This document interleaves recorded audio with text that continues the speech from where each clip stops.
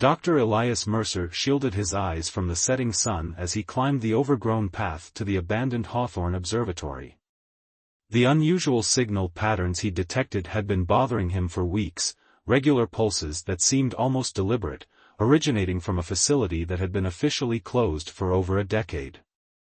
"This is ridiculous," he muttered to himself, adjusting the heavy backpack containing his equipment.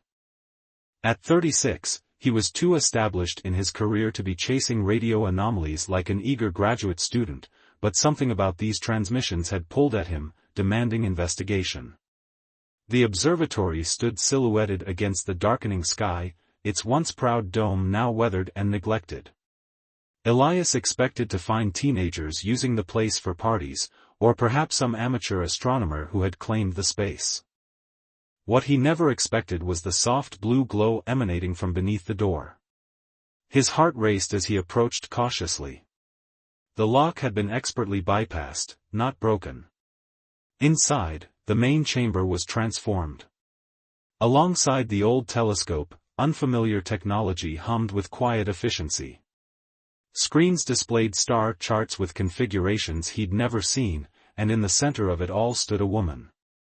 She turned at his entrance, her body tensing like a cornered animal. In the blue light, Elias could see she wasn't human, not entirely. Her skin had a pearlescent quality, her eyes slightly too large and luminous, her fingers longer and more delicate than any human's. She appeared both youthful and impossibly ancient at once. "Who are you?" he asked, his voice barely above a whisper. She assessed him for a long moment before responding. "I am called Astra."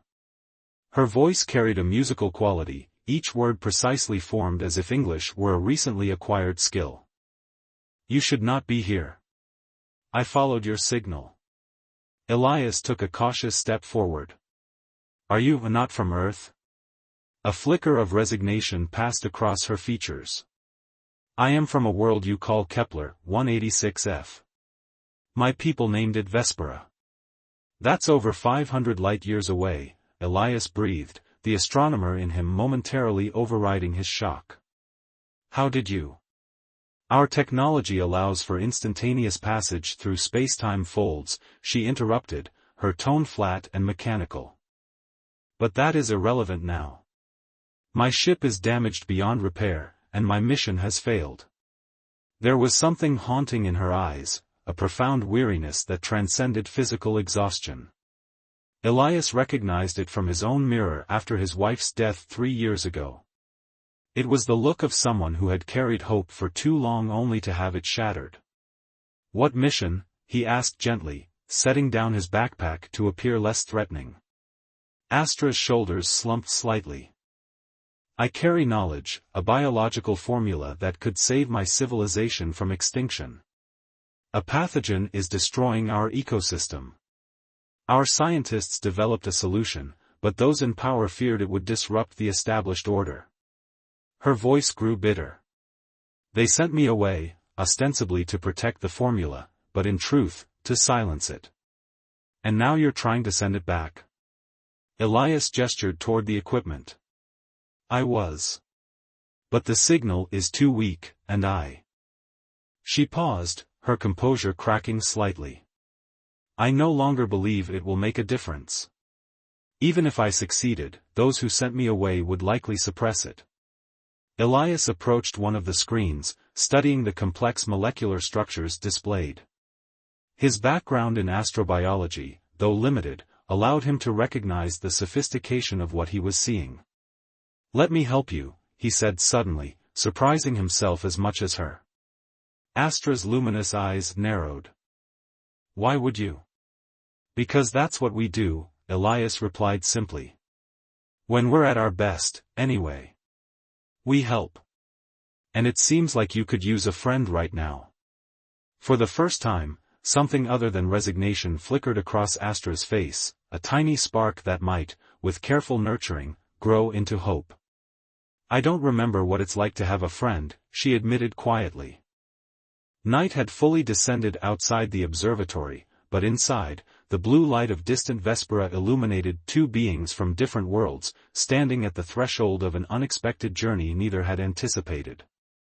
Dawn broke over Elias's secluded cabin as he watched Astra standing by the window, her silhouette framed against the early morning light. It had been 2 weeks since he'd brought her from the observatory, convincing her that his remote home in the mountains would provide both safety and the space to continue her work. "Your sun rises differently than ours," she observed, her fingers tracing patterns on the glass.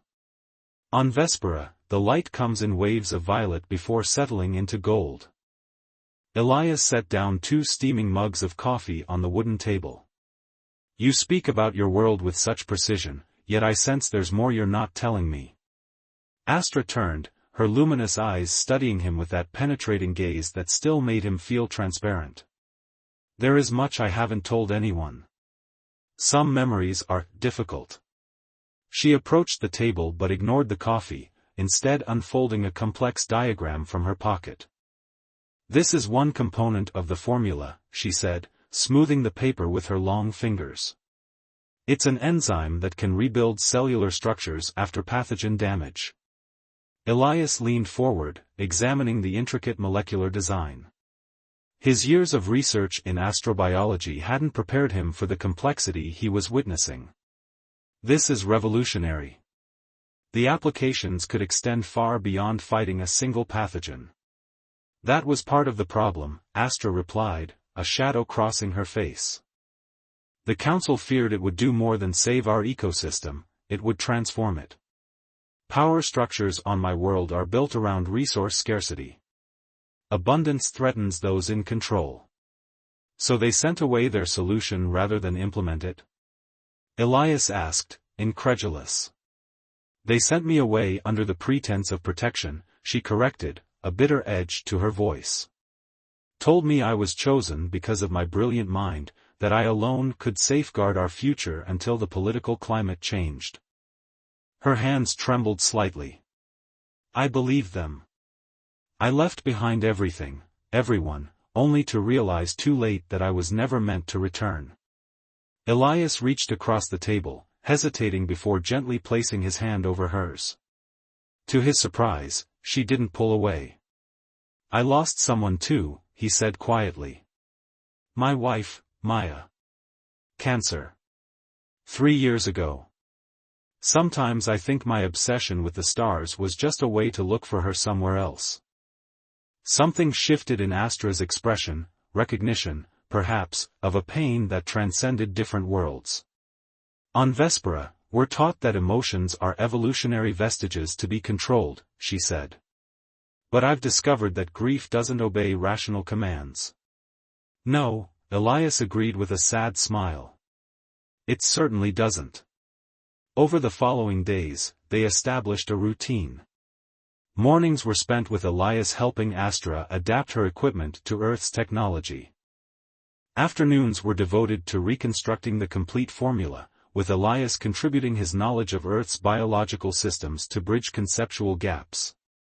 One evening, as they worked side by side in the makeshift lab Elias had set up in his study, he noticed Astra pausing to watch him as he concentrated on calibrating a microscope. "What is it?" he asked, looking up to meet her gaze. "On my world, I was considered different," she said slowly. Too questioning, too willing to challenge established thought. "It made me valuable to science but isolated from others." She adjusted a dial on her device. "Yet here, with you, my differences seem acceptable." "More than acceptable," Elias replied warmly. "Your perspective is invaluable. You see patterns I would miss entirely." A small smile, the first he'd seen, curved the corners of her mouth. "Perhaps that is why the universe arranged our meeting. Different perspectives, complementary strengths." As weeks passed, Astra began to share more about Vespera, not just its scientific achievements but its art, its history, the way light played through the crystalline architecture of its cities. Elias found himself entranced not just by the alien world she described but by the person she was slowly revealing herself to be. One night, as they sat on the porch watching distant lightning illuminate the mountains, Astra suddenly straightened.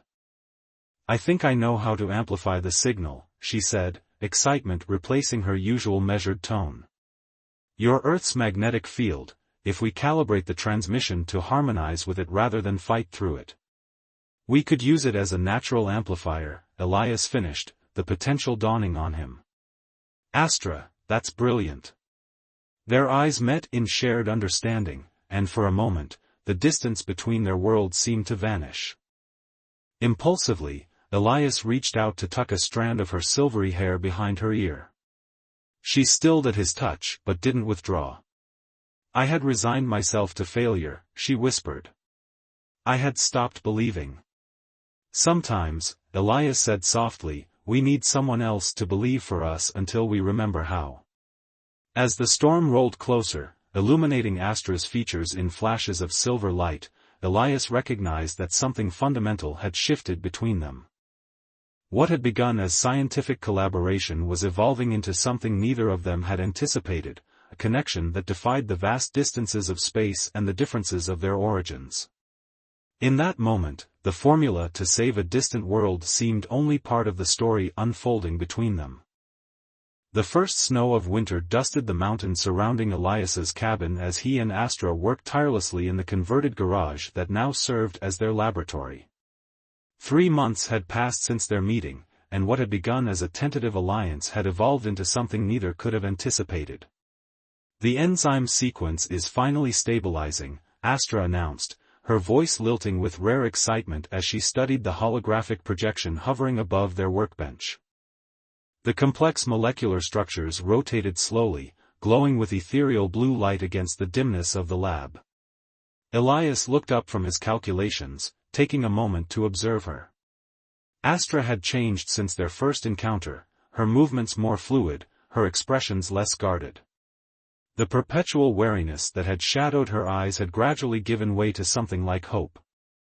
"We're close," he agreed, crossing the room to stand beside her. "The recalibration of the protein markers is holding this time. I think your theory about adapting Earth's biochemical pathways was the breakthrough we needed." Astra turned to him, her luminous eyes reflecting the blue glow of the hologram. "It wasn't just my theory. This is our creation now, Elias. Neither Vesperan nor human, but something new altogether." The pride in her voice stirred something within him. Without thinking, he reached out, his fingers brushing against hers. Astra's skin was cooler than a human's, with a subtle texture like fine silk. She didn't pull away. "There's something I haven't told you," she said softly, her gaze locked with his. "The final component of the formula requires activation through a specific frequency that can only be generated by technology on my ship." Elias frowned. "Your ship? I thought you said it was damaged beyond repair." "The propulsion system is irreparable," she clarified. "But the bioquantum core remains functional. It's hidden. When I realized I was sent away as an exile rather than a savior, I concealed the ship. I couldn't bear to destroy the last piece of home I had." "Where is it?" Elias asked, suddenly understanding why their work had reached an impasse. 2,000 miles north. In what you call the Arctic Circle." A shiver passed through her that had nothing to do with the cold. "I never intended to return to it. Returning meant confronting the truth of my situation, that I am truly alone here." The vulnerability in her admission tightened Elias's chest. Without hesitation, he entwined his fingers with hers. "You're not alone anymore," he said, his voice low and fervent. "And if we need to go to your ship to complete the formula, then that's what we'll do." Something shifted in Astra's expression, a softening, a surrender to emotions her people had taught her to suppress. She moved closer until the space between them disappeared. Her hand rose to rest against his cheek, exploring the texture of his stubbled jaw with wonder. "On my world," she whispered, "we're taught that attachment clouds judgment. That intimacy is a biological function, nothing more." Her fingertips traced the outline of his lips. "But here, with you, I've discovered that everything I was taught was incomplete. Elias's heart thundered in his chest as he slowly leaned forward, giving her time to retreat if she wished. Instead, Astra closed the final distance between them, her lips meeting his with tentative curiosity that quickly deepened into ardent discovery. The kiss transformed something between them, breaking down the final barriers of their separate worlds. What followed was an exploration of differences and similarities, her skin glowing faintly in the darkness of his bedroom, his hands mapping constellations across the unfamiliar geography of her body. They found a language beyond words, a communion that transcended their different origins. In the quiet aftermath, as snow fell silently outside, Astra traced patterns across Elias's chest, her expression thoughtful. "I never understood before," she murmured, "why our ancient texts spoke of physical connection as transcendent. How it could be both deeply biological and somehow more." Elias smiled, brushing a strand of silver hair from her face. "Some things can't be understood through observation alone." "Like hope," she agreed, her eyes meeting his. "I'd forgotten what it felt like until you reminded me." The next morning, as they prepared for the journey ahead, Astra stood in the laboratory, activating a small device on her wrist.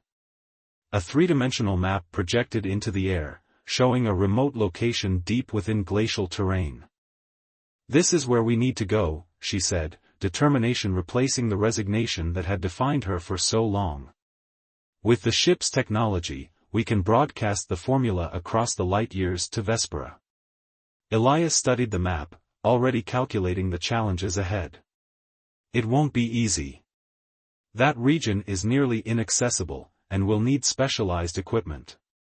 "There's something else," Astra added, her expression growing serious. "Since we began our work, I've detected unusual surveillance patterns. Your government's scientific agencies have registered our energy signatures. They're looking for me, Elias. And they're getting closer." As if confirming her words, the distant sound of helicopter rotors echoed across the mountains, growing steadily louder. Elias moved swiftly to the window, watching as two black helicopters appeared on the horizon. "How much time do we need to gather what's essential?" Astra was already moving, securing their research and the critical components of the formula. 5 minutes, she replied, her movements precise and efficient once more. But when she glanced at him, the warmth in her eyes remained. "Are you certain about this, Elias? Coming with me means leaving everything behind." He crossed the room and took her hand, his decision made long before this moment. "My everything is no longer here," he said simply. "It's wherever you are." As the helicopters drew closer, they gathered what they needed and slipped out through the forest behind the cabin, embarking on a journey toward an uncertain future, but for the first time, they faced it together, neither of them alone. The small plane shuddered as it cut through the Arctic wind, ice crystallizing along the edges of the windows. In the cockpit, Tommaso Colic, an Inuit pilot who owed Elias a favor from years ago, guided them over the endless white expanse below. "This is as far as I can take you," he shouted over the engine's roar, pointing to a relatively flat glacier ahead. "Any closer to those coordinates, and we risk detection by the military outpost." Elias nodded, squeezing Astra's hand as the plane began its descent. 3 days of constant movement had brought them here, changing vehicles, using cache to avoid digital trails, sleeping in shifts. The pursuit had been relentless. Twice they'd narrowly evaded capture, once in a roadside motel where government agents had arrived minutes after they'd slipped away through the back. The landing was rough, the plane skidding on the ice before coming to a stop. Tomas helped them unload their essential gear, the specialized equipment they'd acquired along the way, their research, and survival supplies. "You sure about this?" the pilot asked Elias as they stood in the biting cold, his breath clouding in the frigid air. "Storms coming in from the north. Once I leave, you're on your own for at least 5 days." "We're sure," Elias replied, glancing at Astra who was adjusting the settings on her tracking device. "Thank you, Tomas. Remember, I never saw you, never flew you, Tomas finished with a grim smile. Good luck with whatever it is you're really doing out here. As the plane disappeared into the pale sky, Astra and Elias stood alone in the vast whiteness, the wind whipping around them. According to her calculations, the ship was hidden in a cave system 10 miles northeast, beneath layers of ice that had accumulated over the years since her arrival. They trudged through the snow for hours, the specialized suits protecting them from the worst of the cold. As light began to fade from the brief Arctic day, they established a temporary shelter against an ice ridge. Inside the small thermal tent, they huddled close, sharing warmth and the remaining hot liquid from their insulated containers. When I first arrived on Earth, Astra said quietly, her face illuminated by the soft glow of their portable heater, I found your planet overwhelmingly intense. The colors, the sounds, the unfiltered emotions of humans. She smiled faintly. It was like being submerged after a lifetime of floating above the surface. Elias watched her face, still marveling at the subtle luminescence of her skin, more visible in the dimness. And now? Now I understand that intensity is also your strength. Her fingers traced the line of his jaw. Your species doesn't hold back. You feel everything, risk everything. It's terrifying and beautiful. Is that why you kept your distance at first? He asked, drawing her closer. Partly, she admitted. But mostly I was afraid of caring again. On Vespera, I left behind someone I loved. Nevin. He was part of the resistance against the Council. When they selected me for the mission, we had one night to say goodbye. Pain flickered across her features. Later, in the data transmissions I received before they cut me off completely, I learned he had been executed for speaking against them. My love couldn't protect him. Elias held her tighter as silent tears slid down her cheeks, glowing faintly like liquid starlight. I'm sorry, he whispered against her hair. For a long time, I believed love was a vulnerability I couldn't afford, she continued. A weakness that led only to more pain. She looked up at him, her eyes shimmering. But loving you doesn't feel like weakness, Elias. It feels like finding strength I didn't know I had. His heart constricted at her words, the first time either of them had named the emotion growing between them. He kissed her then, deeply and desperately, as if trying to pour all his unspoken feelings into the connection between them. The small tent became their universe as clothing was shed despite the cold, their bodies finding each other with increasing familiarity yet never diminishing wonder. There was urgency in their lovemaking this time, the awareness of danger surrounding them, the uncertainty of what awaited at their destination. Afterward, lying entwined beneath thermal blankets, Elias traced the faint, intricate patterns on Astra's shoulders, markings that identified her lineage and scientific caste on her world. When we reach your ship, he asked hesitantly, will you be able to return to Vespera if you wanted to? The question hung between them, giving voice to fears neither had been willing to articulate.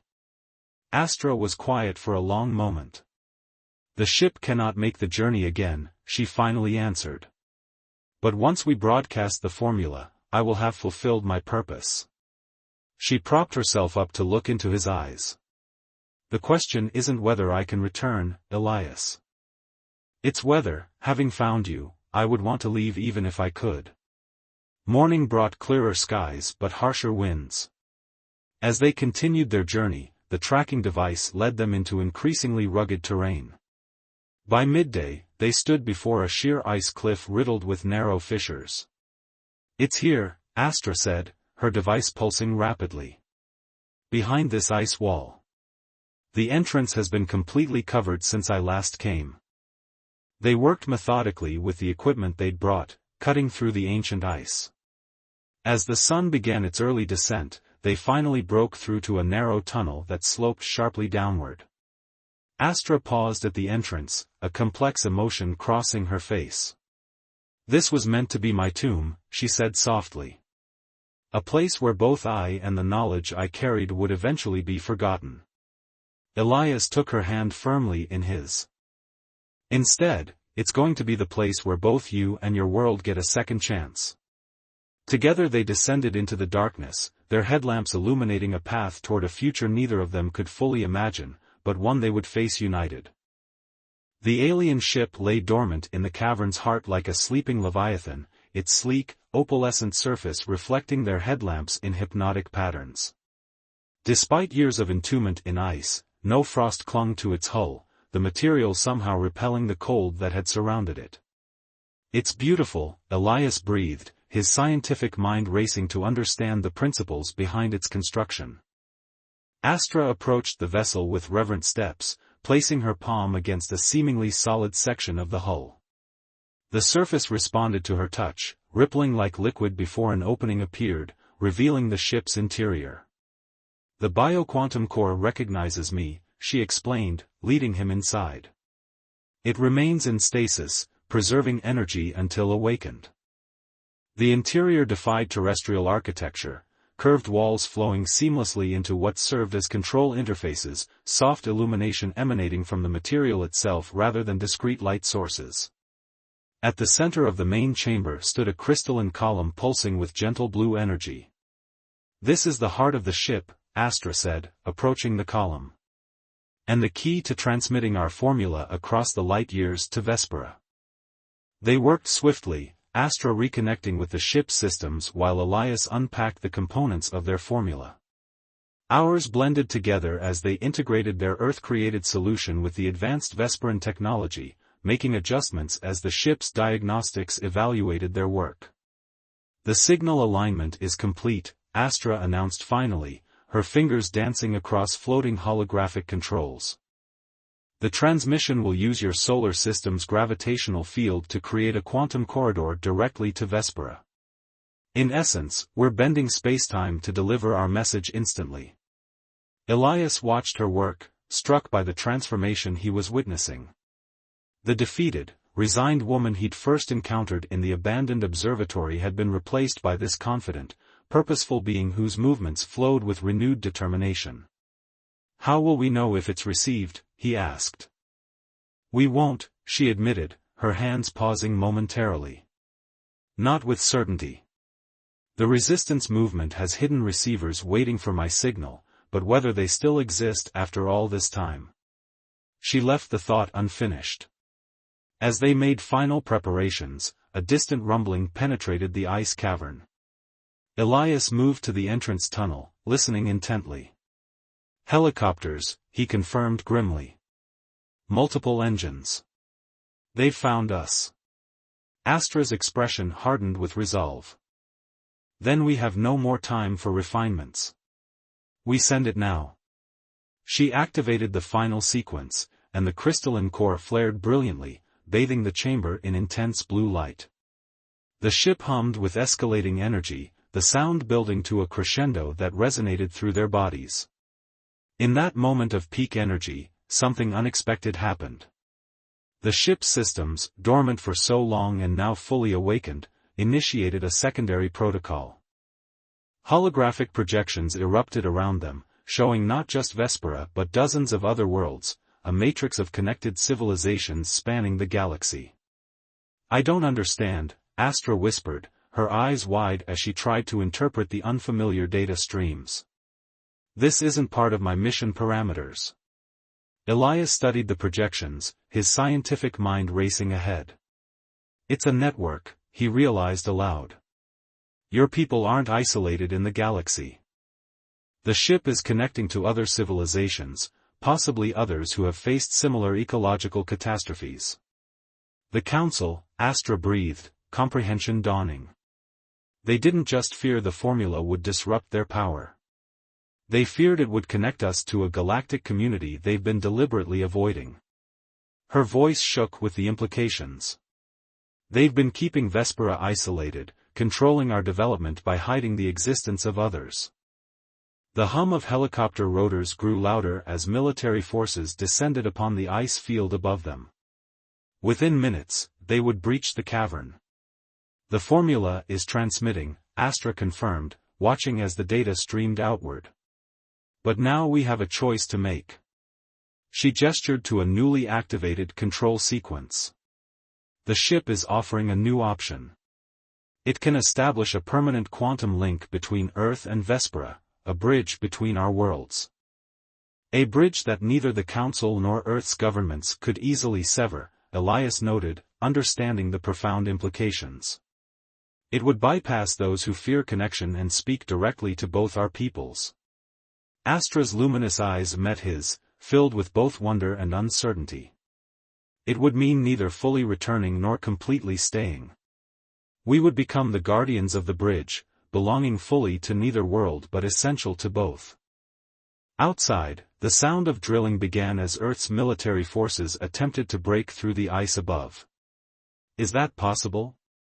Elias asked, moving to stand beside her. To belong to two worlds at once?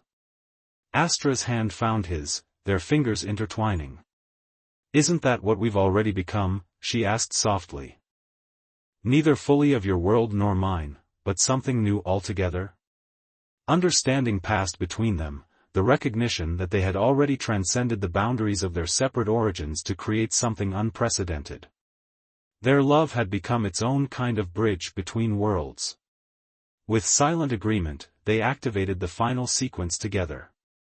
The ship responded immediately, the crystalline core pulsing with blinding intensity as it established the quantum corridor. Above them, the ice began to crack as military forces broke through, but they were seconds too late. The ship, dormant for so long, fulfilled its ultimate purpose. Not as a vessel for physical travel, but as an anchor point for a new kind of connection, a permanent link between distant stars that would allow knowledge, culture, and eventually, perhaps, even physical passage to flow between worlds that had never before communicated. As the quantum bridge stabilized, the ship's outer hull became transparent, revealing the armed forces surrounding them. But the soldiers hesitated, weapons lowered in awe at the spectacle unfolding before them, the undeniable evidence of advanced extraterrestrial technology and the implication that humanity was no longer alone in the cosmos. Within the ship, Astra and Elias stood at the nexus of transformation, their clasped hands glowing with the same energy that now connected their worlds. The formula to save Vespera streamed outward, but it carried with it something more. The story of two beings from different stars who had found each other across impossible distances and created hope where there had been only resignation. What happens now? Elias asked, looking at the soldiers who stood frozen in wonder outside the transparent hull. Astra smiled, serene despite the chaos surrounding them. Now we begin the real work, she said.